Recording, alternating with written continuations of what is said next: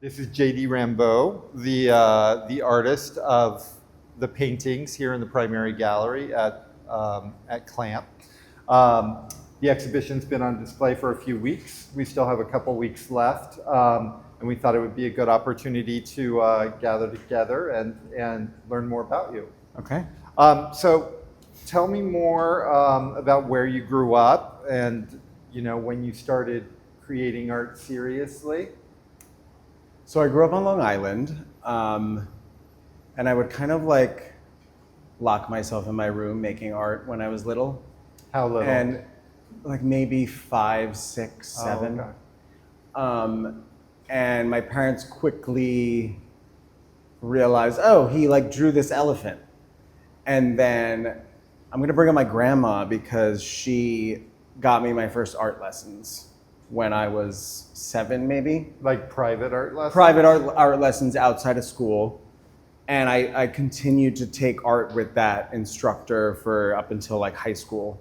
But yeah, it was my grandma that really bought me those lessons. And very recently, I was offered a residency in Iceland. And it was like a few days after she passed. Oh. So Heather was like, this is like a gift from your grandma. And this just felt right to answer this question in this way because that really did, she brought that to my attention. I'm not somebody that would like think like that really, but it was really nice to think about it in that way. Mm-hmm. And then, yeah, so I've really just been painting my entire life. I feel like I learned oil painting when I was young. And then I've done residencies, and I met my husband and one of my best friends in undergrad at Alfred University, where I studied painting. And then I also got my master's in fine art, but it was a little more interdisciplinary. Mm-hmm. So it kind of like pushed me out of my comfort zone in terms of like a little away from painting and allowed me to reflect a little bit more about myself. It was kind of like a therapy session, honestly, grad school. So I went to grad school at SVA, and the work really kind of shifted and became really personal. And that was when I created the pseudonym that I have to kind of protect myself from, or separate my profession from my artist life. Right, so you weren't even teaching yet at that point. No, I was. I've been teaching for 15 years. Okay. 14 years actually. And maybe it was in year 5 or 6 that I started realizing that the content of the work needed to be separate from my students. Yeah. And so were you teaching while you were in grad school? Yes. Okay. So Did you live in New York? Yes, I was living in Brooklyn. Okay. We were living in Brooklyn with our friend Quinn, and it was a low residency program. Mm-hmm. I was kind of like one of the first of its kind. It was like before Zoom. It was like before Zoom, and like I don't know. So I would go on and just like do posts, and then I was required to maintain a studio practice. And then in the summers, I was like full-time grad school where I was given a studio at SVA. Mm-hmm. So I first became aware of your work through a solo show in 2022 at Lauren Powell Projects in Los Angeles. Was that your first major solo show? Yes. Lauren was a friend that is really amazing, and I credit her for a lot of my success in terms of showing and really opening me up to collectors. And I met her, I was with my friend Allie. We were at Greenpoint Open Studios, and I saw her, and she was with Robin Williams, and she had... The actor? No, the painter. Robin F. Williams, sorry. No, not... Sorry, okay. Oops. And she had this Britney Spears pin on, like from Toxic. And I was like, oh, I love that. And she was like, you can have it. So Lauren gave me this pin. And then ever since then, we just stayed friends. And we did a show in P-Town, like a small little solo show there. We went through something there that was like not the best. And then she offered me, we just like experienced we worked with somebody that wasn't doing things right. Yeah, things happen. Yeah, things happen. And And then she stuck with me, and we went through that whole experience together, and it kind of really drew us closer. And then she offered me the solo show in LA. And what I really loved about that show was her sort of outside of the box thinking. So really she really wanted to transform the space. So she was like, do a mural, Dan. And I was like, okay. So Logan, my husband Logan, my studio assistant and friend Mikey did this Fragonard tree mural that framed 5 of my oil paintings. And it was like a similar motif as to what was happening in the paintings in terms of what the trees were doing.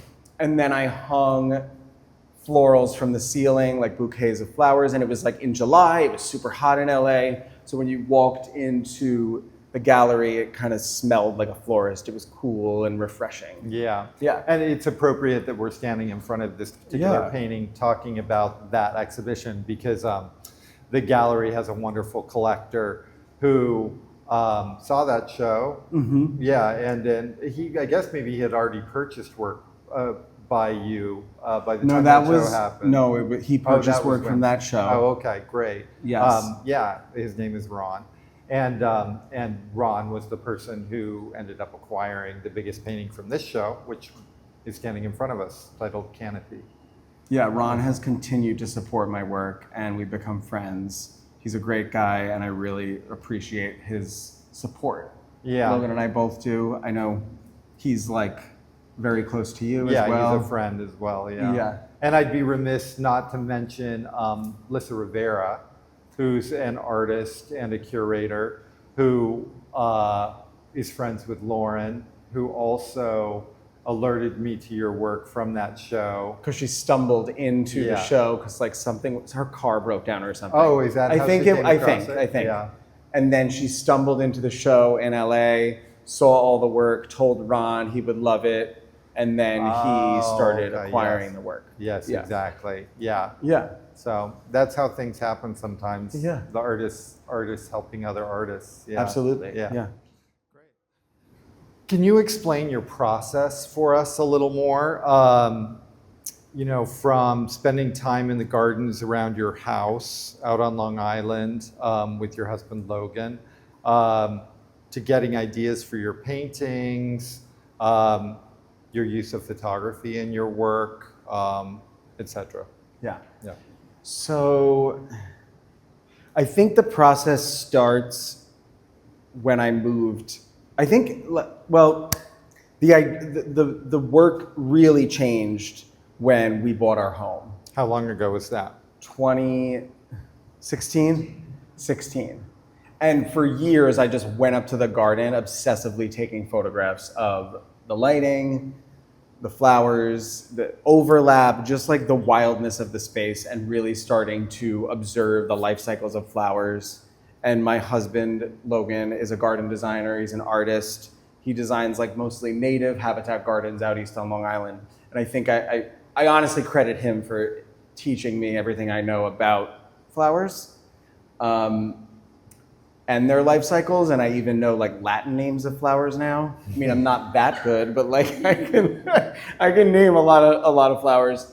And really then I realized I had this whole archive of all these photographs and just really feeling connected to the space. And then I had this idea, why don't we go up into the garden? And this is our safe space. We tend to this space. It tends to us. It's this reciprocal care.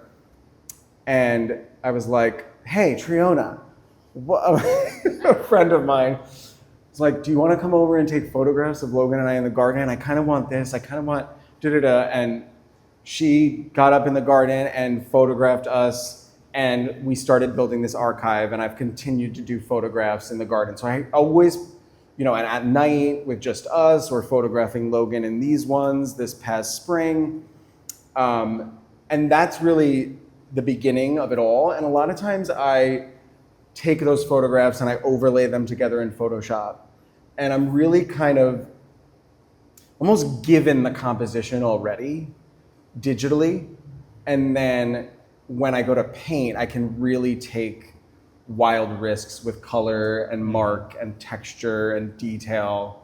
And knowing that I have that composition basically down from the photograph is really helpful. And then I also realized too that it's obvious they are painted from photograph because of the lens flares and the way light looks through a lens in terms of like circles like everywhere. Yeah, and certainly the depth of field that you achieve has a very photographic quality to it, I think.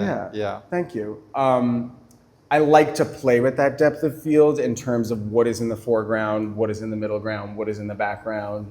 So for example, in Canopy, in the actual photograph, that yellow rudbeckia is right in front of my face, but the pink echinacea flowers are from another photograph. And it's kind of like this merging. And I think that merging of like the flowers, the landscape into us kind of also connects to the idea of the work. And so will you make drawings first before you start working on the paintings? Sometimes. So I think it's a nice exercise for me to do drawings because I can be quicker, looser. I usually time myself and I'll do them in colored pencil. So I have 2 paintings over there titled With You and Always There. And those were actually originally going to be just paintings of the photos I took of Logan. And so I have studies of drawings of those 2 works. But then later this summer, or this past summer, the idea kind of shifted and the works became something else. Yeah, I think we'll talk about those 2 paintings in particular in a moment. And so I know some of the paintings with looser brushwork, you've told me go much more quickly, but for some of the other paintings in the show, how long might you work on, some of the other compositions?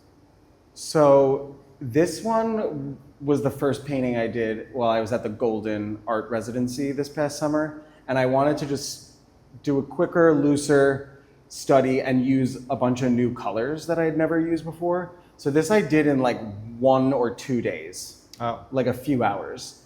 And then, for example, that painting I made... Gay Feather. Gay Feather. I made for my friend Heather Drazen's solo show she had last May at My Pet Ram. And it was in the Nook. And its nickname is Gay Feather for Heather. And that one took a month because it was a lot more detailed, but it was really fun to paint. Yeah. I had a lot of fun painting the Gay Feather flower. So that's the flower on the left and the right.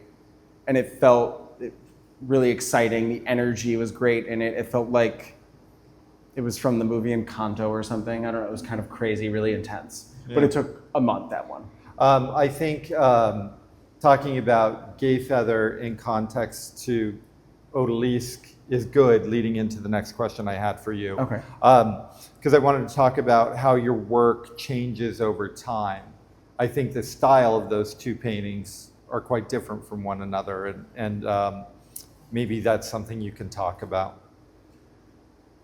I do think that, I think time is really interesting in terms of my work because they feel like moments in time, but in terms of time and my style kind of shifting is what you mean? Yeah.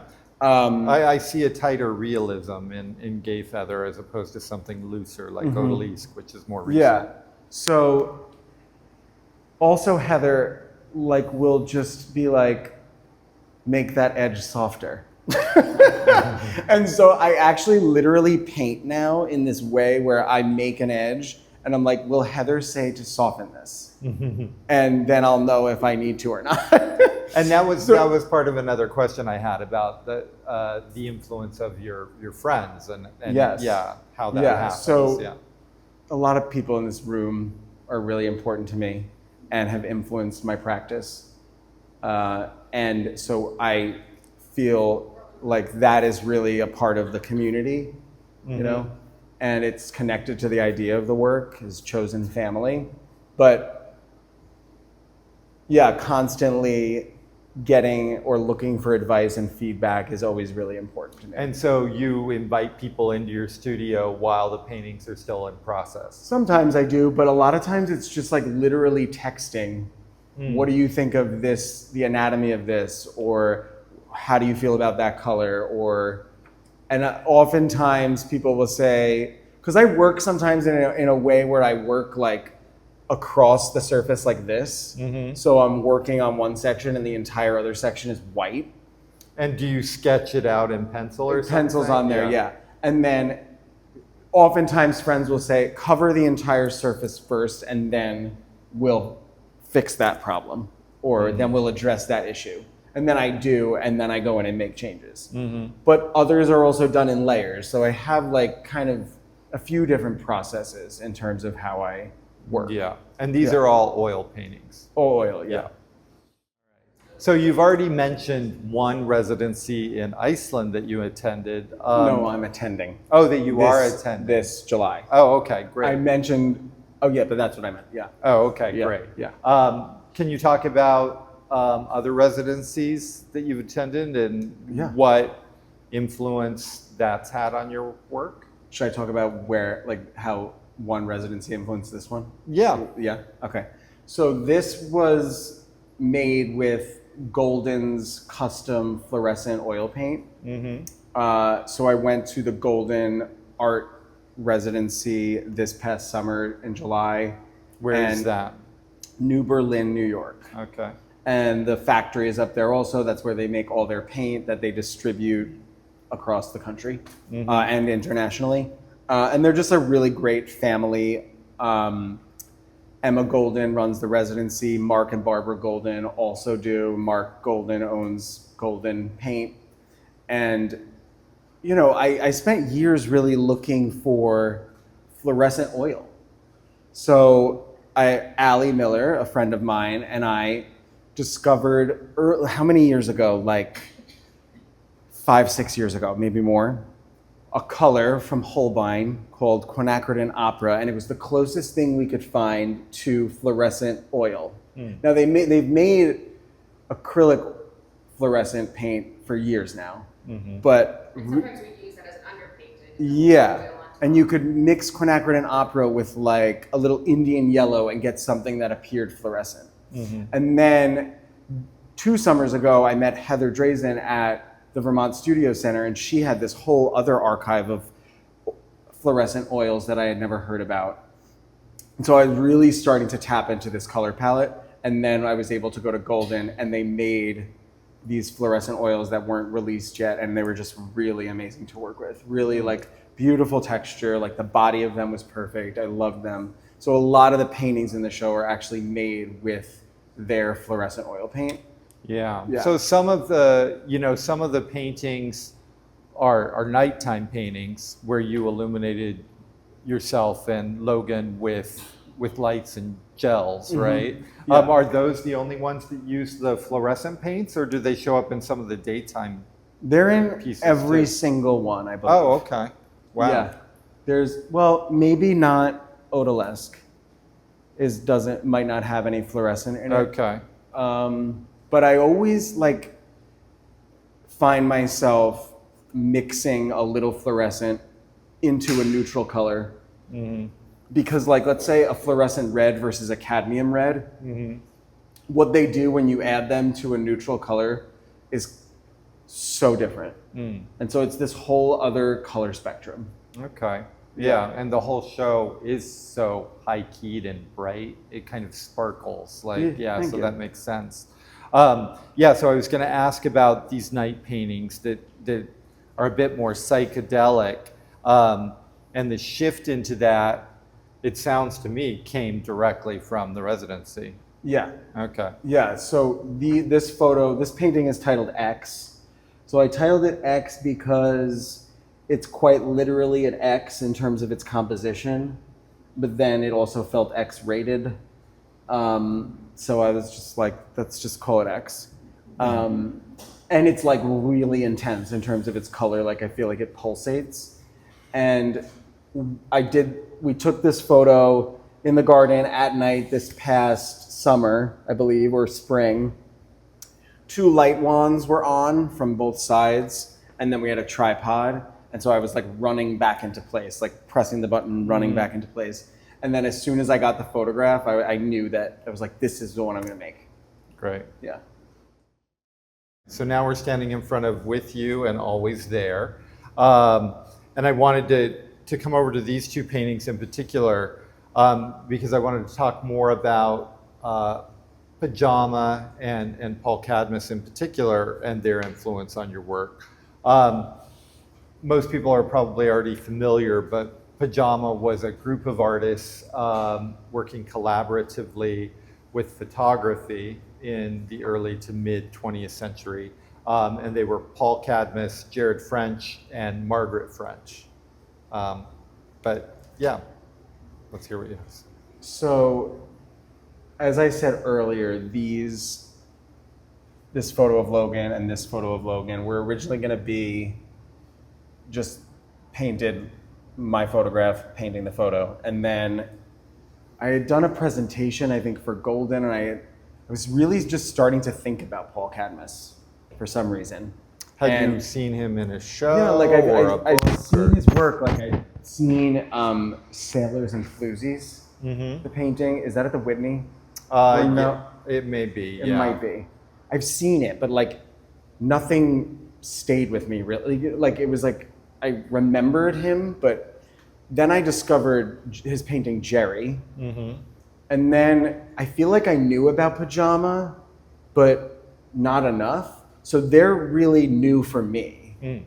And then just reading about them, you gave me the book Body Language, and I read that, and I remember when we talked and we met in my studio, I was wondering about the relationship between the three of them. You know, Margaret French married to Jared French, but Jared French was lovers with Paul Cadmus. Right. And thinking about that relationship and wondering, what is this? Well, you know, and then starting to think about the 30s and the 40s and queer people and chosen family, and they probably felt really safe with each other, but also outsiders, and maybe there was also tension between them. Yeah. So I tried to pay homage to them here, but also comment a little bit on that. So like, I started thinking about the relationship between these two and how she's turned away, but also gesturing toward him. Like kind of indicating that even if there was tension, they're always there for each other. Right. And then thought about his position and I'm the photographer, and he's not facing me, but he's always going to be there. Right. There's like a trust and connection and bond. Right. And then with this one, paying homage to queer people that came before us, a tribute to them. And while Logan and I are in this safe space in our home, they would go to these places like Fire Island and Provincetown, which were safe places for them. Yeah. And I even started thinking about my relationships with the people that helped me in my community, like Triona and Emily, her wife, and their daughter Clara, who's like a niece to us. And, you know, like Triona's outside photographing us nude in the garden, and Emily's inside with the baby. Like, you know, like just this connection and this safety. That's exactly. Yeah. Well, because I always thought you were the one taking all of the photographs, and when you mentioned friends who would also help out in the gardens with that, yeah, that's immediately what came to mind. Yeah. Nice. And I just wanted to say one other thing. Yeah. So like also before these works, I was painting, I'm always sort of referencing art history. And before these, I was doing these overlays with Fragonard paintings, Right. where I would use them as the main border of the painting, but I wasn't really working with opacity and transparency. And so this was kind of newer in terms of that and like linking us more, but also making them feel like a little like stained glass or like tattooed on the body, kind of like, I think. Or almost like a projection. Yeah. So this painting is titled Logan After Cadmus. This is titled Logan and the Lady Fern. And this is titled Logan and Irises. And all of these photos were taken about this on the same day. And this kind of like started the photo shoot, and then it led to these images. And this was directly referenced to Paul Cadmus, who we mentioned earlier, his painting of his lover, Jared French, laying in a bed. The book is Ulysses? Ulysses by Yeah. James Joyce. Yeah. And it's a really intimate painting and clearly very important to him. And it was a really intimate moment, a special moment. And the gaze was interesting to me, and it's beautifully rendered, typical Cadmus, like linear marks to define the form. And these were some of the first paintings I did with the fluorescent oils I had mentioned earlier at Golden. And it made sense to have Logan in this space with one of his favorite books, The Diversity of Life. And I have his hat here that he gardens in. And it was a challenge with this painting because I laid on like a fluorescent orange and shifted it into some neutral tones here and did the entire like first layer. I did the greens, and the hat is actually done in the first layer as well. And then I layered these skin tones on top, and they really just started to look blue. Mm-hmm. And it was like really messing with my brain because they were peach on the palette, and then when they went on the orange, they were like so blue. And it just gave me a lot of respect for people like Heather working in layers and like working with colored layers. That it's really challenging. And all three of these were done in that same way. Mm-hmm. And you can see some of that blue coming through on certain parts of the skin tone. Yeah. Yeah. So this is titled Full Moon. And this was actually, this photo was taken, it was before Logan had come up to the garden, and I was just checking the lighting. And so I just got on all fours, and it looked like moonlight. And I was like, this is good. I was like, I like this image. I just thought it was like very inviting and sexy, and I liked that the figure felt like the ground. Mm-hmm. And there's this merging happening. And I did it fairly quick because there's a lot of looser marks in it. But blue is something that is a challenge for me. So while you see in the show, there's mostly greens, reds, magentas, violets, skin tones. Blue is not a color I'm as familiar with. I don't know, it's just harder for some reason. Mm-hmm. But I liked that it felt like moonlight. And yeah, it was fun to paint. It was quicker, but it was also challenging to work with so much darkness because I felt like I was like it makes me want to do more darker paintings because it was so challenging in terms of the way the paint is drying on the surface, whether it's drying matte or shiny. Mm-hmm. And so it made me really think about the marks that I'm making and how you see them on the surface. And I just love these like thick passages of impasto paint like throughout this one as well. Thank you. Yeah, this was done with like, I believe a brush and then like a palette knife, like smeared it across the bottom. So we've talked a lot about your garden, but can you tell us more about it specifically? Were the gardens already existing around your house when you purchased it? So the previous owner I think he saw something in us and was like excited about us having the garden because of how we live our lives and what we do in our lives, because he was a shop teacher and he was also a gardener. And so he could see, and I think he could tell that we're going to take care of the home. And he built the kitchen himself, and he had all these little just beautiful details throughout the yard and in the interior, and it's such a custom home. And the garden was the same way. We've changed a lot. Like Logan has changed so much about the space and is planting trees constantly. And I think for people who haven't seen it, it would be beneficial just to describe it a little more. So our yard is on a slope. It's a half an acre, is that right? Yeah, it's a half an acre, and it kind of goes up. We have all trees. We have no grass. So we're going to say bye to the lawns because they waste water. And there's moss all along the property and it's all shaded with a lot of dappled light. And then at the top of the property is a sun garden that has all our native and perennial plants. And one of the flowers is gay feather, which is this tall stalk. It's a little more violet in real life, and it blooms like upward.